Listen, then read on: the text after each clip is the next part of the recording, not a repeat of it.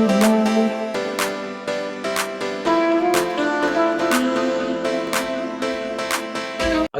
वालेकुम प्यारे बच्चों, welcome to my channel no 360। तो बेटा जी एक नए वीडियो के साथ, एक नए मॉडल पेपर गेस्ट पेपर के साथ, मॉडल पेपर नंबर 3 के साथ हाजिर हैं। सिर्फ हम लोग सेक्शन ए डिस्कस कर रहे हैं फिलहाल, ग्रामर, वोकेबलरी और कंप्रीहेंशन पे जो मुश्तमिल है। तो अगर इससे पहले भी हम लोग 2 मॉडल पेपर डिस्कस कर चुके हैं, अगर वो आपने नहीं देखे हैं तो आप प्लेलिस्ट में जाके वो मॉडल पेपर भी देख सकते हैं। तो बढ़ते हैं जी अपने क्वेश्चन नंबर 1 की जानब। In the past only a fraction of the babies born grew up.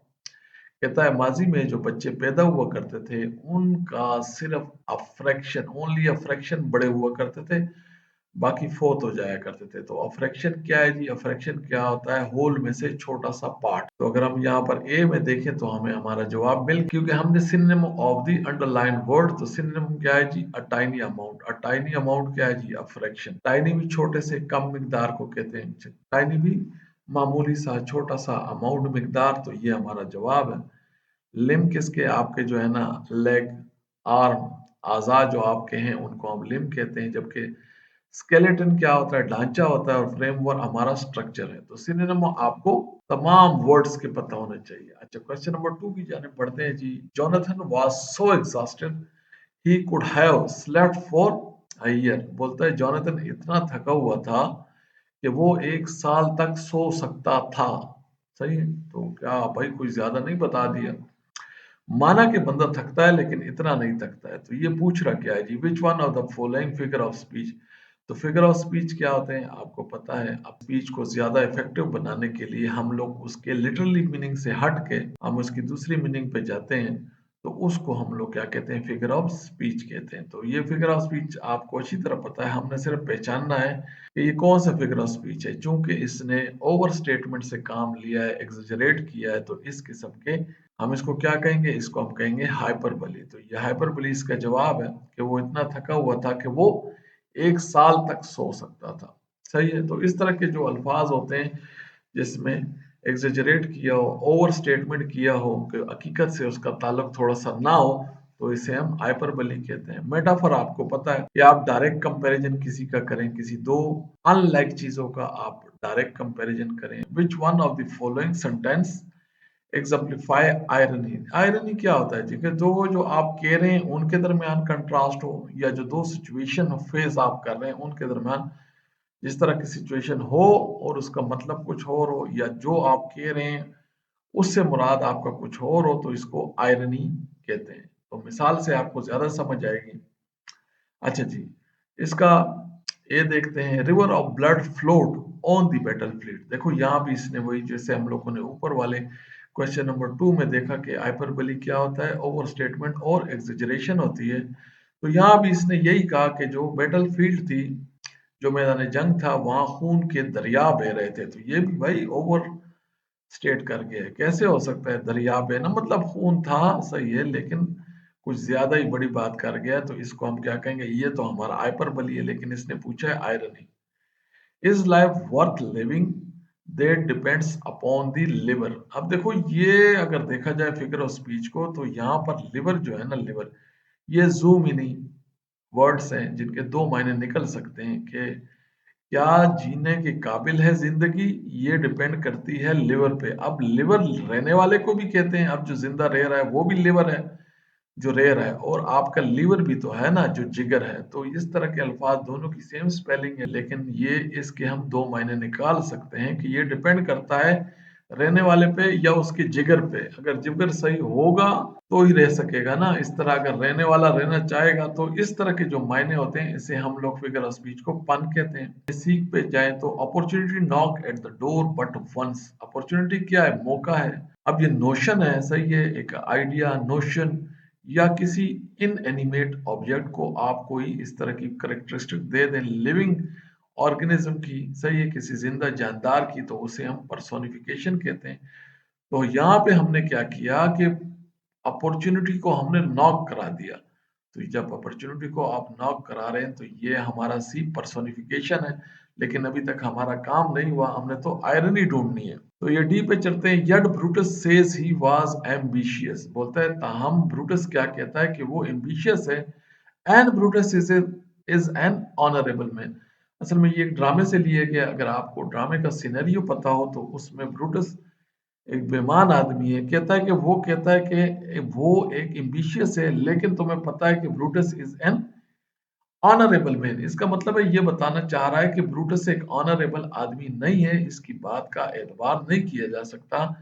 लिहाजा ये हमारा क्या है, ये आयरनी है। इसका कहने का मतलब ऑनरेबल का मतलब है कि वो डिसऑनेस्ट मैन है, उसकी बात का एतबार नहीं किया जा सकता। तो आप वैसे भी अगर रूल आउट भी करते रहेंगे, एक्सक्लूड करते रहेंगे एक एक को, तो यही आपके पास बचता है। और ये क्या है जी, ये आयरनी है, क्योंकि ये असल में मसला ड्रामे से लिया हुआ है। अगर आपको ड्रामे का थीम ना पता हो, आपको इनके करेक्टर का ना पता हो, तो ये आप नहीं बता सकते थे कि ये आयरनी है।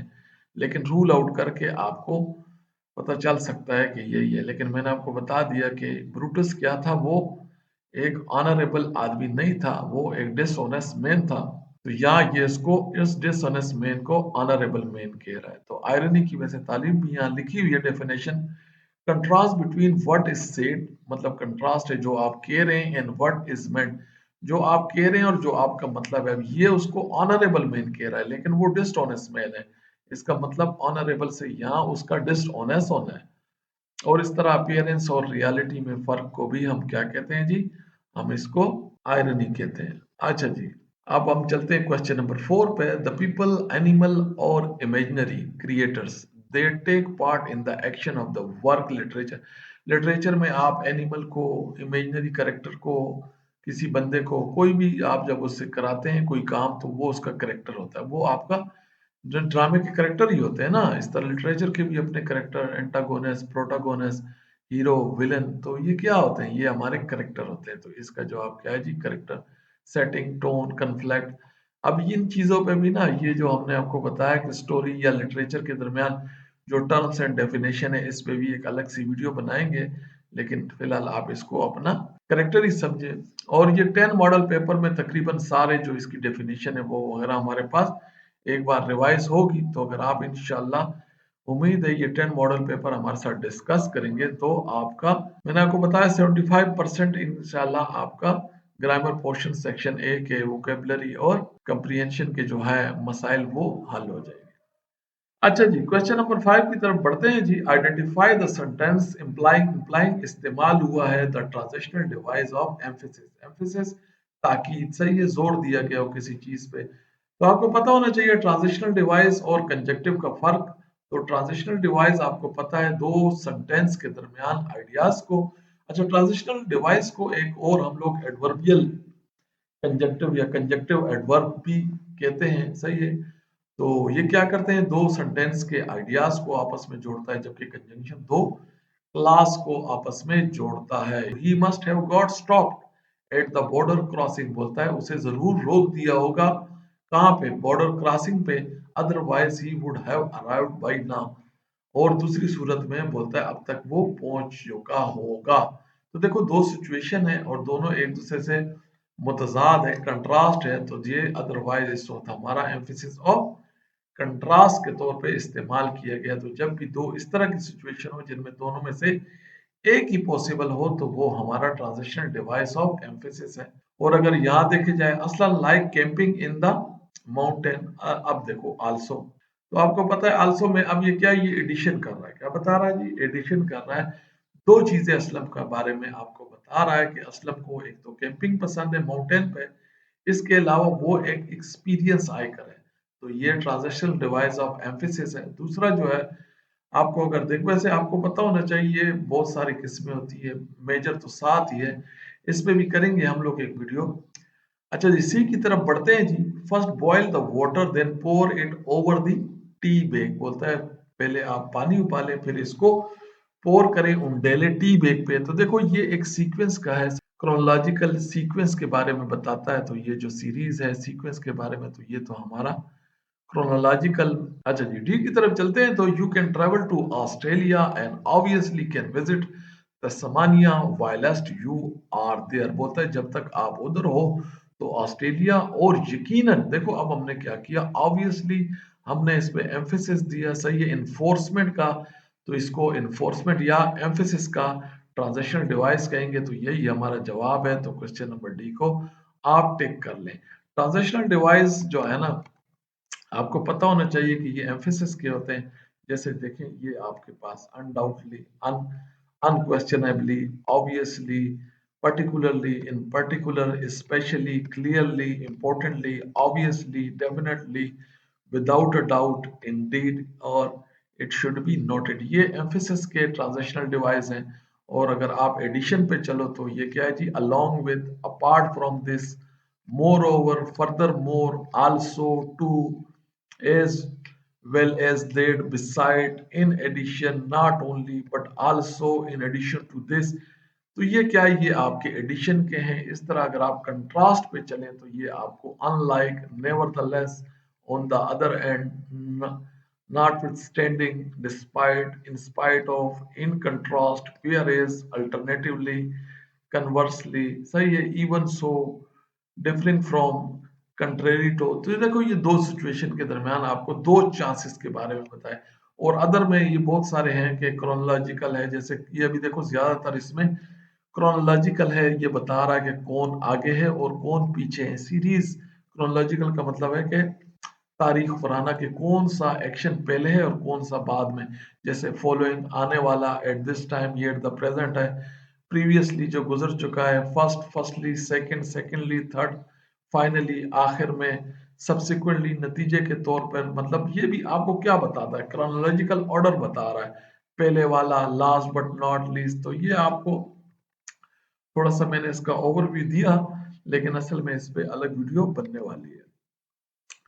अच्छा जी, ट्रांजिशनल डिवाइस तो हो गया। अब हम पढ़ते हैं जी क्वेश्चन नंबर 6 की जाने पढ़ते हैं। He made a shrewd guess, antonym of the word underline. तो श्रीव्ड क्या होता है जी, क्लेवर, आपको पता है। श्रीव्ड क्या होता है, अच्छा गेस, मतलब मोहतात गेस, अंदाजे वाला। तो इसका हमने क्या, एंथोनिम, एंथोनिम हम लोगों ने ढूंढना है। तो देखो, ये क्लेवर तो इसका सिनोनिम है। अब देखो, वाइल्ड तो जंगली होता है, सही है, इनकरेक्ट, सही है। ये देखो, अब क्या है, ये श्रीव्ड का होता है करेक्ट, मतलब सही गेस, और ये इसका इनकरेक्ट, ये इसका एंथोनिम होगा। जबकि डिस्क्रिमिनेटिंग, ये भी अगर आप डिस्क्रिमिनेटिंग देखेंगे तो ये भी अच्छे गेस्ट को, अच्छे अंदाजे को कहते हैं। तो ये दो तो इसके सिनोनिम है। एक तो वाइल्ड है, वाइल्ड तो होता जंगली है, इसका कोई ताल्लुक नहीं है। और ये आपका इसका एंथोनिम, और ये दो डिस्क्रिमिनेटिंग और क्लेवर, ये श्रीव के सिनोनिम है। तो ये भी आपको पता होना चाहिए। अच्छा जी, क्वेश्चन नंबर 7 की जाने बढ़ते हैं। Munir went to the bank, Munir गया bank. He was annoyed because it was close, वो अनॉयड था, तंग था, क्योंकि वो क्लोज था। अब देखो, वो अनॉयड था, वो तंग था, इस चीज को समझने के लिए कि वो कौन है, आपको पीछे जाना पड़ेगा, मुनीर। इसी तरह ये बन क्या था, इट वाज क्लोज, इसको भी समझने के लिए आपको पीछे जाना पड़ेगा, यानी कि बैंक। तो क्या है, ई जो है एनाफोरिक रेफरेंस टू मुनीर है, जबकि it anaphoric reference to bank है। तो इस चीज को हम एनाफोरिक कहते हैं। अगर ये प्रोनाउन पहले आए होते और ये दो नाम आगे आए होते तो फिर हम इसको कहते हैं कि कैटाफोरिक रेफरेंस है, जिसको समझने के लिए आपको प्रोनाउन को समझने के लिए आगे जाना पड़े, नाउन को तलाश करने के लिए, फिर वो कैटाफोरिक रेफरेंस होते हैं। लेकिन अब क्या है कि प्रोनाउन आगे है और उनके नाउन पीछे हैं, इनको समझने के लिए पीछे जाना पड़ रहा है, लिहाजा इसको हम इसका एनाफोरिक रेफरेंस कहेंगे। क्वेश्चन नंबर 8 की जाने बढ़ते हैं जी। कहता है जी, identify one of the following sentence which exemplify the past perfect continuous. तो हमने पास्ट परफेक्ट कंटीन्यूअस, तो हमें पता होना चाहिए कि पास्ट परफेक्ट कंटीन्यूअस में एक तो जो है ना, पास्ट परफेक्ट कंटीन्यूअस है तो हैड बीन और वर्ब की फर्स्ट फॉर्म के साथ आईएनजी होगा। सही है, पास्ट क्या होता है, पास्ट परफेक्ट में हैड होता है, और पास्ट परफेक्ट कंटीन्यूअस में हैड बीन की वर्ब की फर्स्ट फॉर्म होगी। सही है, वर्ब की फर्स्ट फॉर्म आईएनजी। तो यहाँ से देखते हैं जी, mother retires in the coming year. तो ये क्या है, प्रेजेंट है, प्रेजेंट सिंपल है या प्रेजेंट इनडेफिनिट है। Mothers retires in the coming year, mother अगले साल, आने वाले साल में रिटायर हो जाएगी। आपको पता है, अगर फिक्स टाइम टेबल हो तो फ्यूचर के लिए हम लोग प्रेजेंट सिंपल इस्तेमाल करते हैं। तो ये ऐसा ही, इसने रिटायर, ये कहना यही चाह रहा है कि अगले साल रिटायर हो जाएगी, लेकिन फिक्स टाइम है, लिहाजा यहाँ पर हम लोग प्रेजेंट सिंपल इस्तेमाल करेंगे। और ये ज्यादा इंपॉर्टेंट है, ये अक्सर इसको जो है ना वो एग्जाम में पूछा जाता है। She is singing in are room, तो ये क्या है, ये प्रेजेंट का कंटिन्यूस है क्योंकि वो इसी वक्त पे वो गा रही है अपने कमरे में। शी हैज बीन लिविंग, देखो शी हैज बीन लिविंग तो ये क्या है जी, ये हमारा प्रेजेंट परफेक्ट कंटिन्यूस है। और यहाँ पर अगर देखें सना, सना हैड बीन टीचिंग, बस सही है, हैड बीन टीचिंग आ गया और यहाँ पे आगे सिंस या फार है, तो ये हमारा क्या है जी, ये हमारा पास परफेक्ट कंटिन्यूस टेंस है। अच्छा जी, question number 9, which of the following sentence contain the example of gerund. तो जेरेंट क्या होता है जी, वर्ब की फर्स्ट फॉर्म आईएनजी और एक्ट एज अ नाउन। और आपको पता है जब एक्ट एज अ नाउन तो या सब्जेक्ट होगा या किसी वर्ब का ऑब्जेक्ट होगा। तो आसान है, लेकिन पार्टिसिपल के साथ ये अक्सर कंफ्यूजिंग होता है क्योंकि पार्टिसिपल भी वर्ब की फर्स्ट फॉर्म और आईएनजी पर ही मुश्तमिल होता है। तो आपको मैं एक इसका आसान ट्रिक बताता हूँ कि जेरेंट को आपने किस तरह पहचानना है। अगर आप उसको ट्रांसलेट करते हैं और उसका सेंस आपके पास ना बने, सही है, मतलब खेलना पसंद है, रोना पसंद है, इस तरह सही है, जैसे इस तरह ना का ना ना उर्दू की ट्रांसलेशन में आए तो वो जेरेंट होगा, और हुए हुए मतलब खेलते हुए रोते हुए, तो वो हमारा पार्टिसिपल होगा। आगे एग्जाम्पल से समझने की कोशिश करते हैं। आई गो रनिंग एवरी मॉर्निंग, मैं दौड़ने जाता हूँ। जाना, देखो जाना है कहीं, आई go running every.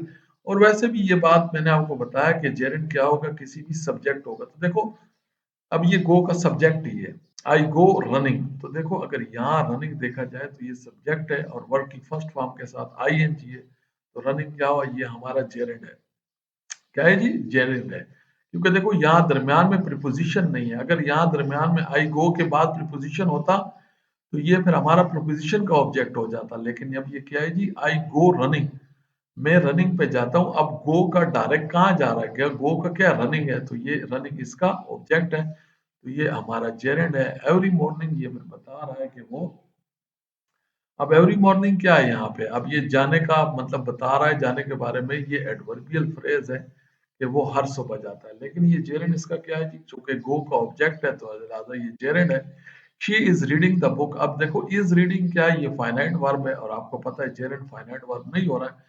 Finite verb वो होता है जो टेंस बना रहा है, तो ये तो टेंस है, प्रेजेंट कंटिन्यूस टेंस बनाने के लिए है, तो ये तो आपको पता है कि ये तो जेरेंड नहीं हो सकता। द बर्ड्स आर फ्लाइंग, वही sense, the birds are flying, परिंदे उड़ रहे हैं, तो ये भी फाइनाइट वर्ब है और ये भी प्रेजेंट कंटिन्यूस के लिए इस्तेमाल हुआ है, ये भी जेरेंड नहीं है। आई इंजॉय कुकिंग, देखो इंजॉय के बाद डायरेक्ट कुकिंग है, तो ये कुकिंग इसका सब्जेक्ट है और कुकिंग क्या है जी, कुक से निकला है, कुक वर्ब है, कुकिंग इसका जेरेंड है।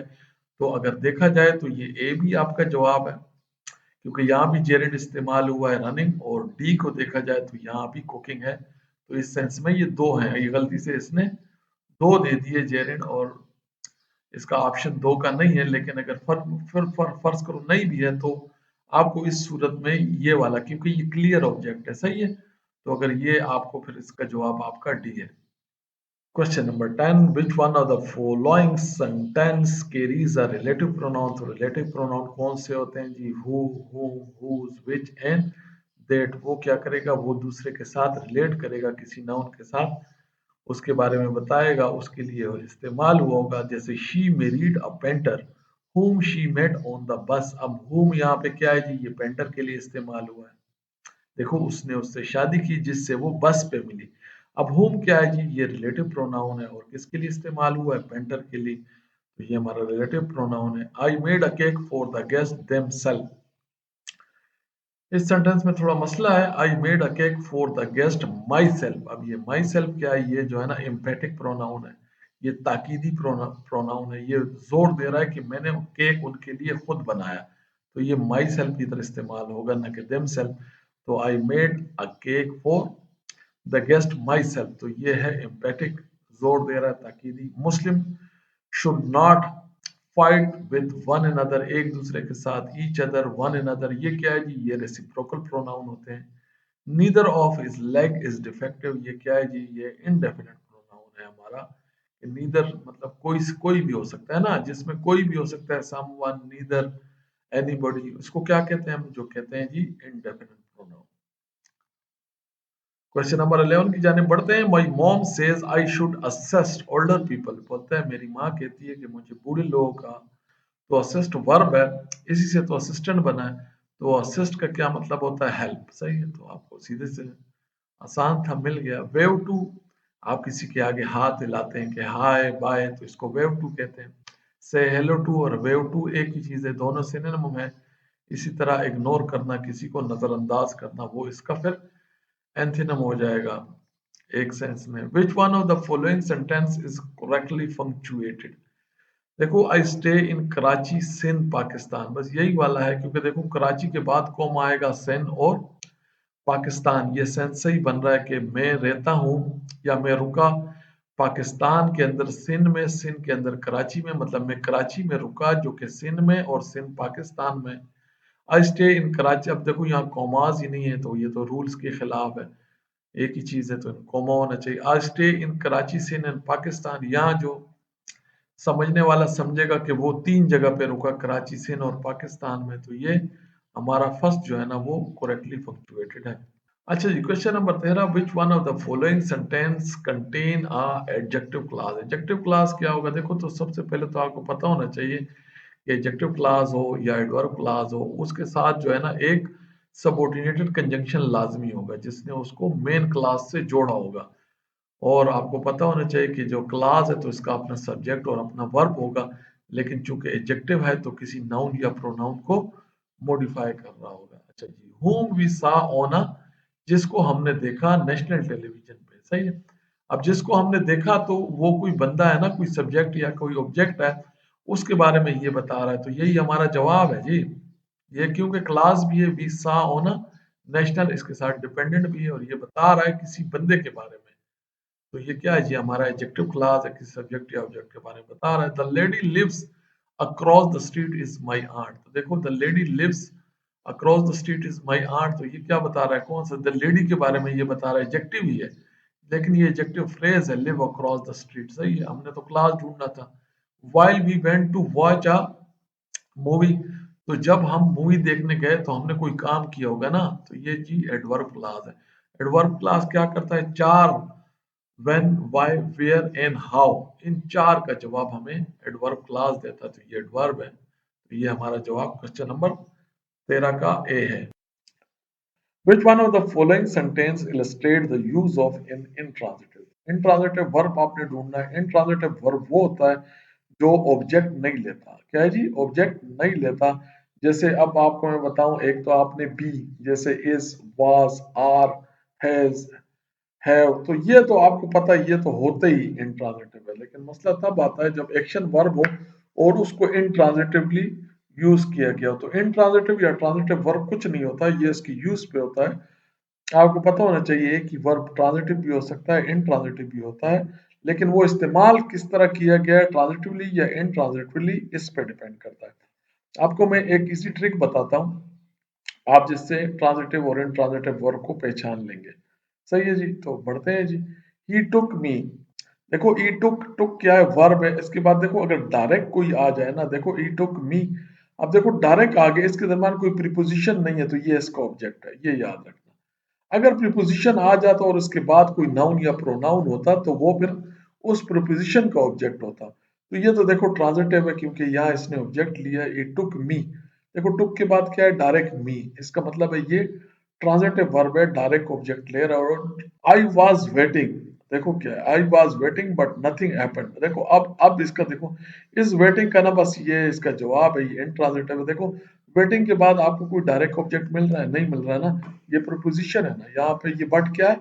ये कंजंक्शन नहीं है, ये प्रीपोजिशन का काम कर रहा है। बट नथिंग हैपन, लेकिन कुछ नहीं हुआ, ये रिलेट कर रहा है नथिंग हैपन को इसके साथ, वेटिंग के साथ। सही, वेट वेट किया, लेकिन तो ये चूंकि प्रपोजिशन है और आगे जो है ना नथिंग हैपन, तो इसका मतलब है इसका कोई, आई वाज वेटिंग में इंतजार, मैंने आपको वैसे ही बताया था कि जो बी फॉर्म होता है, is, are, am, was, were, have, has, तो ये तो आपको पता है कि ये ऑब्जेक्ट लेते ही नहीं है। तो देखो ये तो ये हमारा इधर ही मसला हल हो गया। आई सा एन एक्सीडेंट, देखो आई सा, मैंने देखा, अब देखो दरमियान में कोई प्रीपोजिशन नहीं है। सा, इसने क्या देखा? एक्सीडेंट, तो ये इसका ऑब्जेक्ट है। ई कॉपीड माई, देखो ये माई तो इसका बता रहा है कि ये इसका डेमोन्स्ट्रेटिव है ना, कि ये मेरा, ये उसको डेमोन्स्ट्रेट कर रहा है कि ये कौन सा आंसर है। लेकिन असल में तो ये डायरेक्ट कॉपीड के बाद नाउन है, दरमियान में कोई प्रीपोजिशन नहीं है। तो ये इसका ऑब्जेक्ट है। तो हमारा क्वेश्चन का आंसर क्या है? बी। आपको एक आसान फार्मूला बताया ट्रांजिटिव और इनट्रांजिटिव में कंफ्यूज होने की जरूरत नहीं है। अगर वर्ब के बाद आपको डायरेक्ट ऑब्जेक्ट मिल जाए बगैर प्रीपोजिशन के तो वो ट्रांजिटिव है, और ट्रांजिटिव इंट्रांजिटिव कुछ नहीं होता, ये उसके इस्तेमाल पे है। Question number 15, which one of the following sentence contain a participle phrase. देखो पहले फ्रेज क्या होता है, फ्रेज का अपना जो है ना, आपको पता है फ्रेज, किसी भी फ्रेज का अपना वर्ब नहीं होता। तो फ्रेज क्या होता है, दो या दो से ज्यादा अल्फाज से कोई मीनिंग बने जो कंप्लीट सेंस ना दे उसको फ्रेज कहते हैं। अब पार्टिसिपल क्या होगा, ये पार्टिसिपल एडजेक्टिव का काम करेगा। क्या करेगा? किसी नाउन या प्रोनाउन को मॉडिफाई करेगा, यानी किसी सब्जेक्ट या ऑब्जेक्ट को मॉडिफाई करने वाला पार्टिसिपल होगा। और फ्रेज है तो एक से ज्यादा अल्फाज पे मुश्तमिल होगा। Through out the winter Jacob, सारा का सारा सही। कब? व्हेन। देखो ये व्हेन का जवाब दे रहा है तो ये क्या है जी? एडवर्ब है। Through the winter Jacob run 5 times a week for more than, तो जेकब जो है ना दौड़ा है जी 5 दफा एक हफ्ते में, हाँ 3 hours के लिए। सही है। थ्रू आउट द विंटर कब दौड़ा है, ये तो ये हमें बता रहा है, ये फ्रेज ही है थ्रू आउट द विंटर, लेकिन ये इस पूरे की पूरे सेंटेंस को मॉडिफाई कर रहा है, बता रहा है कि वो कब कब दौड़ा पूरे के पूरे विंटर। तो कब, when, where, why and how, तो आपको पता है ये तो एडवर्ब है। अच्छा, Jacob enjoyed running and biking during, तो देखो ये अब आपको पता है रनिंग भी जेरेंड है, बाइकिंग भी जेरेंड है, एज अ नाउन इस्तेमाल हुआ है, तो ये भी नहीं है जी। अच्छा, running in the snow Jacob told himself that all of his hard work would be worth it. अब ये बता रहा है, देखो बोलता है कि दौड़ते, अब देखो ये जेकब के बारे में बता रहा है, जेकब क्या कर रहा है, रनिंग ऑन द स्नो, तो ये जेकब को अभी क्या बता रहा है, ये देखो एक तो फ्रेज है, running in the snow phrase है, और ये जेकब के बारे में बता रहा है, तो ये हमारा एडजेक्टिव फ्रेज है। तो हमारा क्वेश्चन नंबर क्या है जी? C. Running in the snow Jacob told himself, उसने अपने आप को बताया कि जो उसने हार्ड वर्क किया है तो ये दौड़ना उसका वर्थ बनता है, उसकी कीमत है। क्वेश्चन नंबर 16 पे चलते हैं। I will not make the same mistake that you did, जो तुमने की वही गलती मैं नहीं कर। तो क्या बता रहा है जी? बता रहा है कि मैं वो गलती नहीं करूंगा जो तुमने की। तो क्या बता, डेट यू डिड किसके बारे में बता रहा है? देखो एक जो है ना डेट यू डिड जो तुमने की, एक तो ये क्लास है, और आपको मैंने बताया कि देखो ये इसके साथ सबऑर्डिनेट कंजंक्शन है, तो ये जो है ना डिपेंडेंट क्लास है, डिपेंडेंट क्लास है।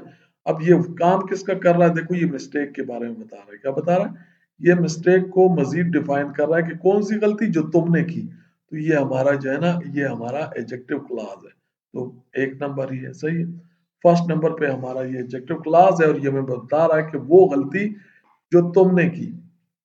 Question number 17, Martin Luther King junior the popular civil right activities was murder, जो मार्टिन लूथर किंग जूनियर थे, जो पॉपुलर एक्टिविटीज थे, उनको मार दिया गया था। तो देखो अब ये क्या है, ये दोनों एक ही चीज है, ये दोनों अपोजिशन में है, एक ही वास के वर्ब के लिए दोनों हैं। तो हम इसको क्या करते हैं, इसको हम कहते हैं कि ये, अब ये है फ्रेज, अंडरलाइन क्या है, और ये इस नाउन के बारे में है, ये दोनों एक ही चीज है। तो इसको हम इस तरह के स्ट्रक्चर को अपोजिटिव या अपोजिशन में है ये कहते हैं। तो ये इस वक्त हमारा अपोजिटिव फ्रेज है। Question number 18, which one of the following sentence contain an example of adverb of manner? तो manner क्या बताता है कि किस तरह हुआ है, सही, कोई काम किस तरह हुआ है ये बताएगा। और एडवर्ब क्या होता है, जो वर्ब को, एडजेक्टिव को या एक और एडवर्ब को मॉडिफाई करे, या चार क्वेश्चन का आपको जवाब दे कि वो वाकया, वो वर्क कब हुआ है, why, where, when and how.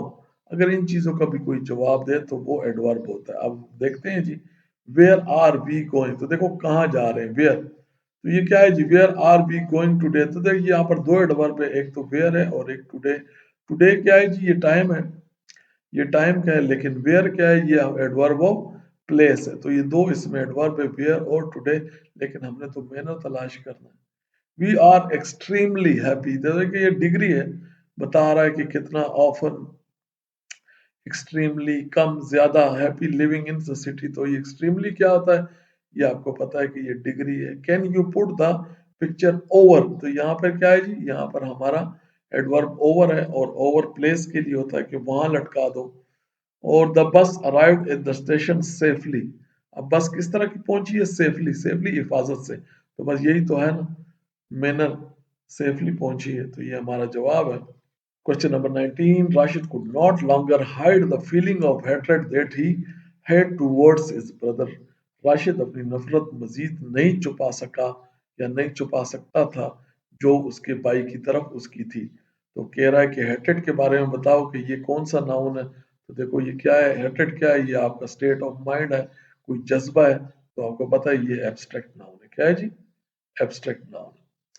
As soon as you reach the gate, you will have to turn left. जैसे ही तुम गेट पे पहुंचोगे तुम्हें लेफ्ट की जानिब मुड़ना पड़ेगा।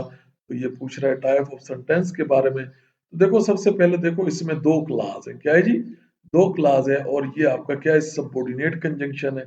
एज सुन एज क्या है जी? सबऑर्डिनेट कंजंक्शन है। तो ये वाला जो है ना, as soon you reach the gate, तो ये आपका हो गया डिपेंडेंट क्लास। और you will have to turn left, ये आपका मेन क्लास या इंडिपेंडेंट क्लास है। तो देखो एक आपके पास इंडिपेंडेंट क्लास मेन क्लास है और एक डिपेंडेंट क्लास है। तो इस तरह के सेंटेंस को आप कंपाउंड सेंटेंस कहते हैं। क्या कहते हैं?